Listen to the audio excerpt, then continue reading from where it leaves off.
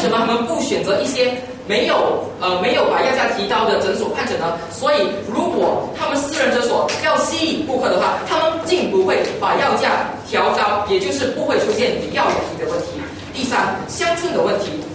对方说，医药分家可行性在马来西亚有可行性，但是他们忽略了马来西亚总共有9755个乡村。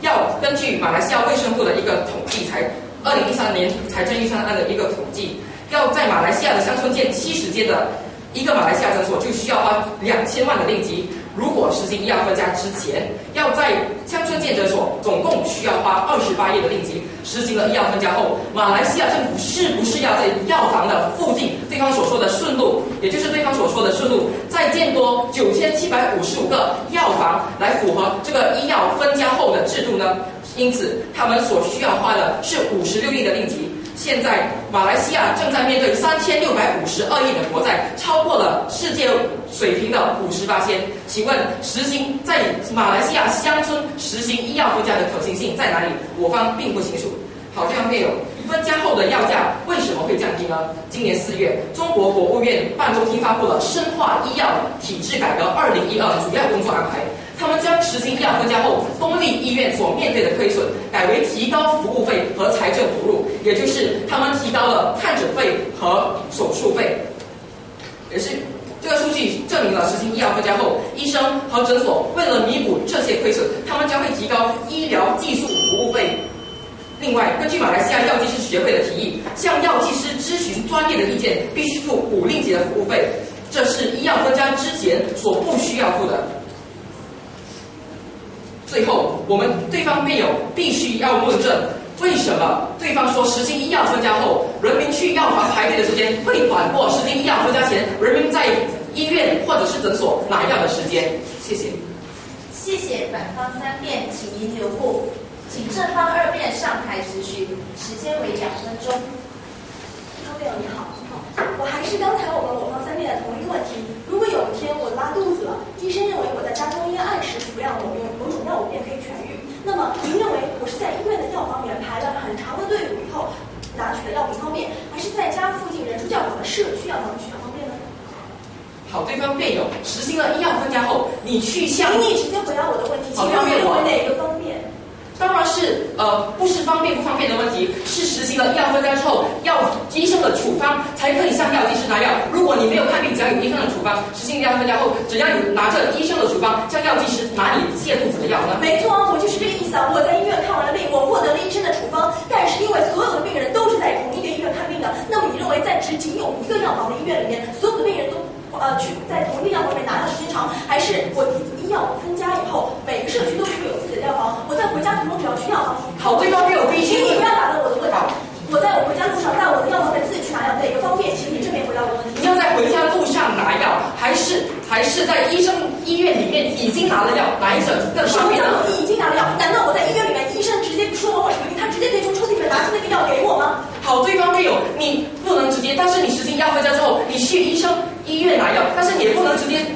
就药剂师就直接从药房飞过来医院，直接给药给你啊！我已经告诉你了，我的药房是设在社区里面的，难道你不认为我在回家途中从我家的社区里面拿药，相比于我待在这么多人的医院里面，并且还有可能感染其他病患的可能性，在医院排这么长队伍拿药更加方便吗？医院也是建在社区里面的，对方便吗？对啊，医院里面人多啊，难道你不认为一个医院里面只有一个药房？医院里面人多，请不要打断我的说话。医院里面有药房，药房里面有无数的病人在排队拿药，你不认为这个时间耗的时间与我自己到我自己社区里去拿药不划算吗？对方没有说实行药分家之前医院里面人多，是不是实行药分家过后，这个人多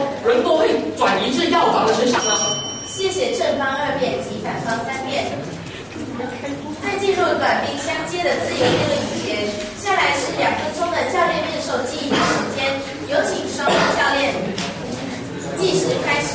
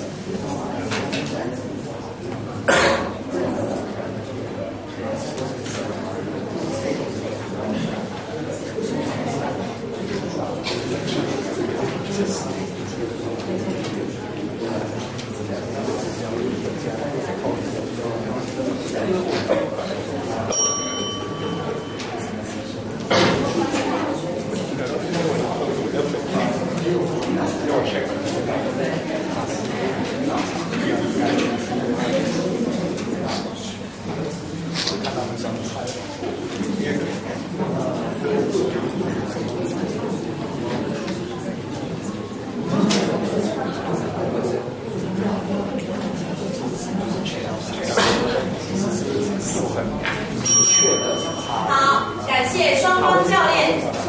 经过1分20点，相信接下来的比赛会更加精彩。事不宜迟，我们马上来进行精彩的自由辩论环节。双方各有总计4分钟，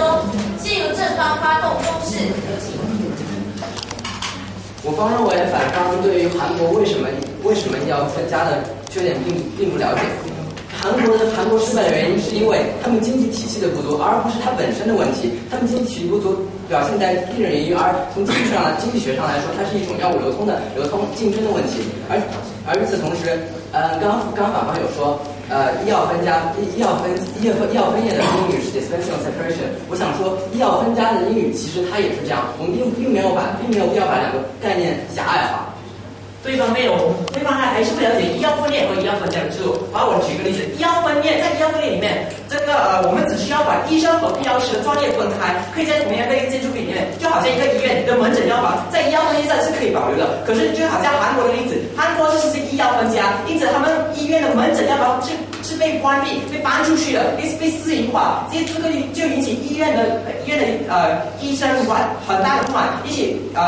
造成民众游行以及医生游行，这就是他们为什么韩国的医药分家会失败。而且对方没有你了解吗？我国现在到底有多少个西药房？请对方没有解释。请问对方没有，既然你们说医药分业和医药分家是不同的概念，请分别说出他们的不同的英文译名。既然你们说他们英文译名是 dispensing separation， 那么请问医药分业的英文译名是什么？对方没有，医药分业的英文名是 separation of prescribing and dispensing。可是就是有人把这个医药分业的概念弄混浊了。医药分业是根本不需要把门诊药房关闭并搬出去的。可是韩国政府就实行了把门诊药房关闭并搬出去的这个例子。这个就是你们所谓的医药分家，家就是一个单位，把两个不同的单位两个不同的管理层才会形成医药分家。而且对方还没有解释为什么我国到底有多少个西药房？你刚刚说把韩国医院搬出去，但是搬出去的意思并不是说搬到很远的地方去，它完全可以在医院的旁边或者医院的相同的建筑物里面一个药店，它只是说两个并不太过多的纠缠。既然要把药房搬到医院的附近，为什么不要直接在医院里面建药房呢？对方没有。好，对方没有。请问现在马来西亚药剂师的需求量是几多呢？请问什么是马来西亚药剂师需求量？就是我马来西亚还需要多少个药剂师才能才足够？如今马来西亚的药剂师与生的比例已经是1比2000，到2017年已经会是1比3878，所以我觉得药剂师的数量是在现在这是1比3878，到2017年会是1比2000，这样子是一个稳步上升的趋势。药剂师需求量不是问题。对方没有，你没有回答我方问题。我方问题是药剂师的需求量有多少？多少不是比例。那什么多少呢？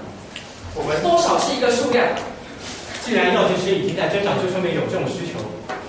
所以总结一句，对方是答不出来。所以我们可以看到，对方今天对我国的卫生制度根本一点都不了解。还有对方一边你说的，把药房从医院搬去附近也是搬出来呀，他们和那个医药分业是有一个很大的差别。我们今天的辩题的总称是马来西亚是否应该实行医疗与配药分家的制度？分家分的是哪两个？分的是医疗和配药。那我们的观点，中心的观点应该是在一个是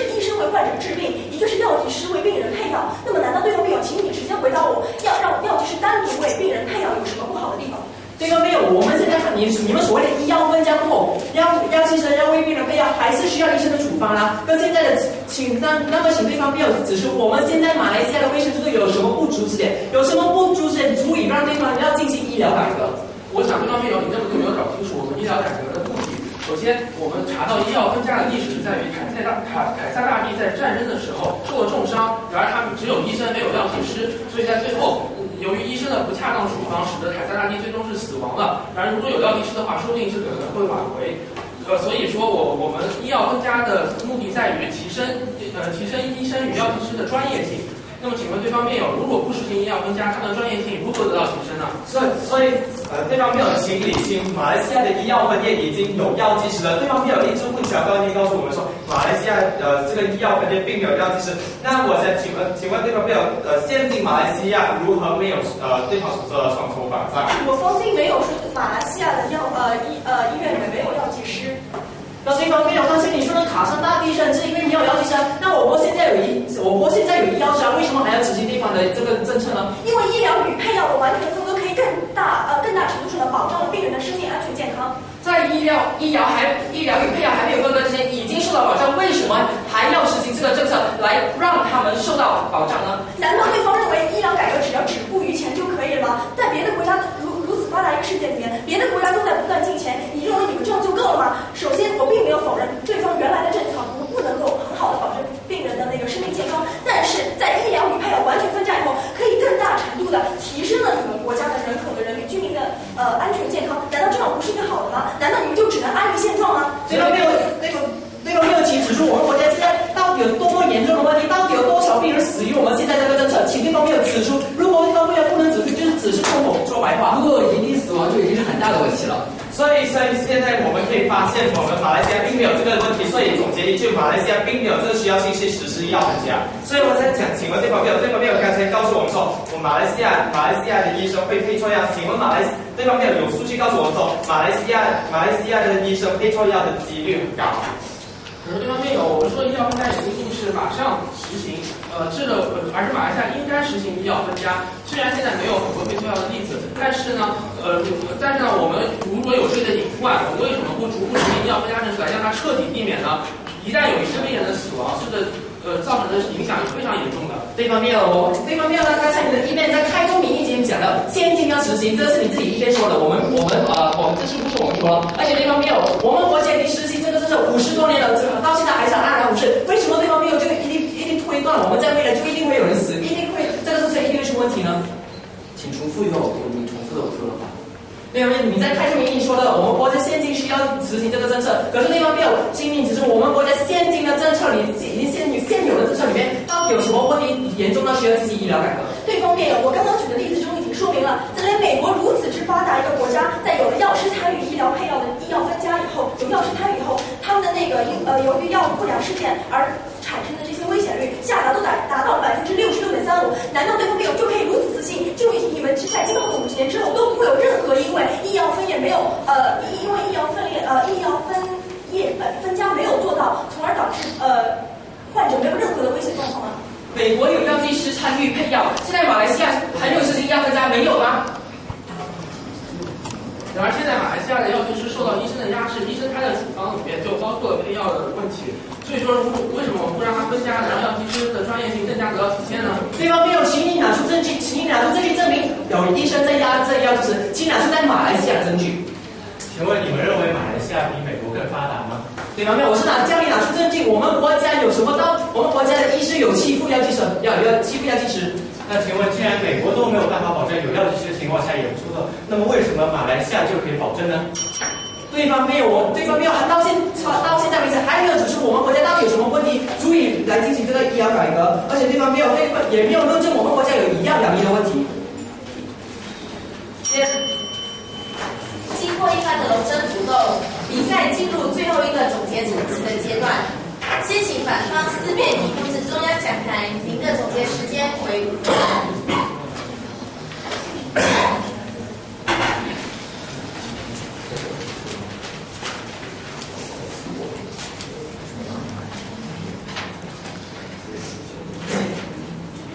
谢主席，各位评审，大家早上好。首先，请容许我代表我方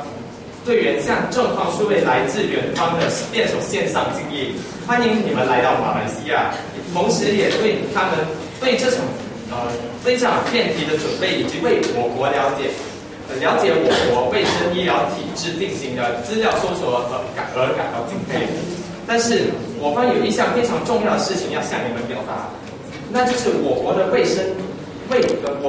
生医疗体制其实没有你们想象中的那么差，至少我方的4位辩手都是有这个卫生医疗体系照顾下健康成长的。各位惠子曰：“子非鱼，安知鱼之乐？”同样的，我方也能谅解正方对我国国情、人文地理、政治政策不了解、不清楚，而以致我国对卫生体制做出错误的判断。首先，这方面有以两大需要性来论证他方立场。首先，这方面告诉我们，一开始就告诉我们说，要避免这种医生开错药。那我方就问了对方辩友，到底马来西亚有多严重的这个医生开错药的案例，导致我们就是要因为这个需要性来进行这个医疗改革。第二，还是一样的道理。我国已经有了我国的医疗体系已经有了双重保障，为什么对方辩友还是一直要告诉我说我们要达到这种双重保障，所以我们要有这种实施医药分家呢？因此，我国目前的情况完全没有任何问题需要我们去推行新政策或制度来进行医药改革。从这辩题而言，我方看不到正方有成功的论证到我国应该实施医疗与医疗分家制度的需要性，因此我方认为正方架构也没有讨论的必然性，其下来的论点也跟着不能成立。第二，正方今天的医药分家的概念和定义上全是错误，误把逢金当马良。在分不清医药分家与医药分业的情况下，就企图开始论证架构，在定义错误的前提下论证架构，更是放上辩论场上的一大错误。所谓一子错，满盘皆落索。定义错误，医药分家要怎样去论证今天的辩题呢？难道把米粉当成面粉，也能烘出香喷喷的蛋糕吗？因此，在这两个错误的前提下，对方整场比赛所举出的例子中，也与现实数据的差异。好，比如对方辩友一直告诉我们说，我们要学习那种西方先进的国家去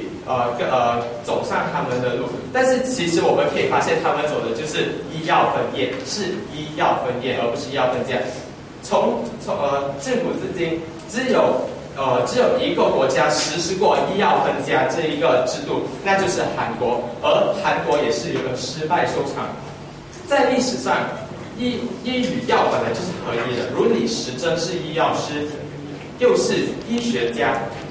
医药合一本来就无不妥。为时代的演进和科技技术发展，医学和药学逐渐走向专业化发展，而分化出医生和药剂师两个不同的职业。须知道，虽然如今许多西方先进国都是由医生和药剂师负责各自的专业范围和业务上的工作，即医生对病人的有诊断权和处方权，医院药师有参与临床药物治疗、审核、医生处方和调配处方权，但无诊断权，彼此都不会干涉对方的工作。但是这并不代表实施医药分家的制度，国际和医学上都通用的医药分业这个词最初来自 separation of dispensing from prescription， 它的形成与其医疗机构的性质和结合有关。这些国家地区一开始就用大量的私人开设医院，尤其是小医院、小诊所，其医药分业的制度、医疗卫生事业、科学技术以及市场经济发展一定阶段的必然结果。那其实马来西亚对方一直刚才有提到我们为了钱，其实马来西亚看病和拿药都需要107，难道对方没有要？谢谢反方谢谢。最后，有请正方思辨题辅导中央讲台，您的总结时间同样为5分钟，计时将会以你开口发言后开始计算。有请。好，谢谢主席，谢谢反方辩论。首先，我方要再次重申的是，医药分业与医药分家本属同一概念，反方却一直纠缠于这个问题。第二，我们要讲的是，反方所提出的韩国是唯一实行过医药分家政策的一个国家，而我们查到的资料却不是这样。而且，韩国失败的原因在于其经济体制以及前期投入的不足的原因，而非是医药分家本身的问题。那么还有反方辩友说，他们现在身体很好，在这样的制度下，他们可以非常好的生活下去。但是你敢在60年后，身体各个机能都会开始出现老化的时候，依然非常自信的说出你的身体不会出现非常多的问题，而需要多次去医院、多次出现麻烦的事情吗？那么我方认为，在医药分家这一政策的讨论中，应该始终从患者的切实利益出发。患者作为医患关系中的被动弱势群体，会因为医生的失误而造成生命健康安全的损失，而这些损失往往都是因为医师在用药方面的这个不专业而造成的，往往会有最佳治疗期，使病情加重，或者是无法对症下药等问题。那么此时患者的权益无法保证，在我们无法用司法很完美的解决这一问题的情况下，我方认为应该从根源出发，实施医药分家，正如我方所说，可以极大程度上有效降低医生的失误率。国之根本在于民，民之根本在于身体的健康，而人民可以得到一个高效对症的医疗，是正常生活的必须保证，所以医药分家必须实行。对于医生而言，医生的根本职责在于确保国家人民的健康。在医疗体系中，医生承担的责任无比重大，所以提高医生的效率，使医生可以为更多的人民服务。对于大排长龙看病需要消耗大量时间等待的过程，在等待过程中的病人，无疑是一个非常大的福音。那么马来西亚若实行医药分家，医生就可以更加专注于诊断，而不是将精力分散到用药等其他方面，在提高了用药专业性的同时，也提高了医生的专业性。我相信这样一来，整个社会的医疗水平和人民健康度就会得到一个非常明显的提升。对于药剂师方面而言，药剂师是一个有专门资质认定、具有专业性的职业。对于这样一个职业，一方面我们实施医药分家，社会中这样一个群体的专业性可以得到更加进一步的发挥，他们的地位会得到提升，在社会中他们的个人价值会得到提升。那么而且这样的话，药剂师他们的收入也会得到增加，整个药剂师行业的就业率也会得到提高。另一方面，大学也会因此开设有关专业，这样整个培训体系也会得到完善。如此一来，使药品行业得到良性的一个发展，制度进一步的完善，达到更一层的精细化与专业化。对于整个医疗行业，医药分家是世界发达国家与很多发展中国家大势所趋的。实施这个更好的使马来西亚与世界各国同层次交流，是更方便的从其他国家汲取经验，更好的提高药医的专业能力。与此同时，医药分家是对于本国制药业的一个一大助力，对整个医疗行业的进一步发展也可以做出不可磨灭的贡献。国家实施医药分家，更加能够体现对于人民负责，对于普通大众的关心与关爱。那么马来西亚既然作为一个服务性政府，难道不应将人民的健康安全放在他们的第一位吗？古往今来，一个国家的繁荣富强都是一步一步用针对现有问题提出制度以及变革，从而获得进步的。没有一个国家可以用一成不变的制度长久兴盛。医药分家是一种对于患者的一种人权的保护。如此一来，马来西亚也可以借此提高国家形象，在全球范围内对国家各个层面的发展都具有益处。总而言之，根据我刚才所说，医药分家在患者、医生、药剂师、行业乃至整个国家的各个层次都具有非常明显的需要性。而我们提出的医药分家也对于这些问题有非常强大的解决力。尽管任何一个制度都可能出现问题，弊端固然存在，但我们相信其益是远远大于弊的。而其中的弊端，我们也可以通过其他的社会保障和例如我们前面提到的法国来慢慢解决。且我们想要强调的是，制度的施行是一个长久的过程，切不可操之过急，需要循序渐进、稳扎稳打。我方认为，反方不应该因为一些问题而因噎废食，更应该看到的是医药分家的美好未来和前景。我们也非常希望看到马来西亚友人的健康爽朗的笑容。谢谢主席，谢谢田永琪。